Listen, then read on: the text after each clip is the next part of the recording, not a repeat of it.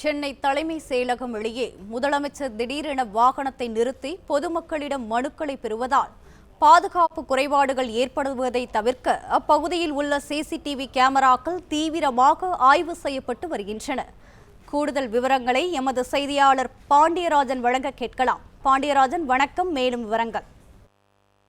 சென்னை தலைமைச் செயலகத்திலிருந்து தமிழ்நாடு முதலமைச்சர் மாலை நேரங்களில் அவரது இல்லத்திற்கு புறப்படும் போது 200க்கும் மேற்பட்டோர் தலைமைச் செயலகத்திற்கு வெளியில் இருக்கக்கூடிய சாலை ஓரங்களில் நின்று முதலமைச்சரை காத்திருக்கக்கூடியது வழக்கமாக இருந்து வருகிறது.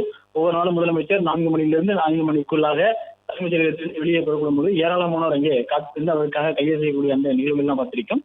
கடந்த வாரத்தில் தமிழ்நாடு முதலமைச்சர் விஜய் அவர்கள் திடீரென தலைமைச் செயலக வளாகத்திலிருந்து வெளியே வந்தவுடன் அங்கே மனுக்குடன் நின்றிருந்த சில பெண்களை பார்த்ததற்காக அவருடைய வாகனத்தை நிறுத்திவிட்டு அந்த வாகனத்தில் இருந்தவாறே அங்க இருக்கக்கூடியவர்களிடம் மனுக்களை பெற்றிருக்கக்கூடிய அந்த நிகழ்வு என்பது நடைபெற்றது.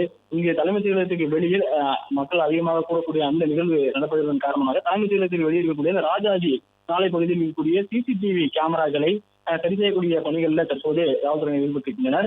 குறிப்பாக டெக்னிக்கல் பர்சன்ஸ் மூலமாக இருக்கக்கூடிய சிசிடிவி கேமராக்களை ஆய்வு செய்வது, சிசிடிவி கேமராக்கள் மூலமாக தொடர் கண்காணிப்பு தலைமைச் செயலகத்தை சுற்றிலும் அதன் வளாகத்திற்கு வெளியிலும் இருக்கக்கூடிய சிசிடிவி கேமராக்களை நேரடியாக கண்ட்ரோல் ரூமுடன் இணைத்து தலைமைச் செயலகத்தில் இருக்கக்கூடியவர்களுடன் இணைத்து அவரை கண்காணிப்பதற்கான ஏற்பாடுகள் செய்யப்பட இருப்பதாகவும் சொல்லப்பட்டிருக்கிறது. முதலமைச்சர் அவர்கள் வந்து செல்லக்கூடிய அந்த நேரத்தில் தலைமைச் செயலக வளாகத்திற்குள் இருக்கக்கூடிய பாதுகாப்புகளைப் போலவே தலைமைச் செயலகத்துக்கு வெளியில் மக்கள் அதிகமாக கூடி அவரை பார்ப்பதற்காக நிற்கக்கூடிய பகுதிகளிலும் சிசிடிவி கேமராக்களை ஒழுங்காக செயல்படுகிறதா அல்லது புதிய சிசிடிவி கேமரா வைக்க வேண்டும் என்பது குறித்தெல்லாம் தற்போது ஆய்வு மேற்கொள்ளப்பட்டு வருவதாகவும் சொல்லப்பட்டிருக்கிறது.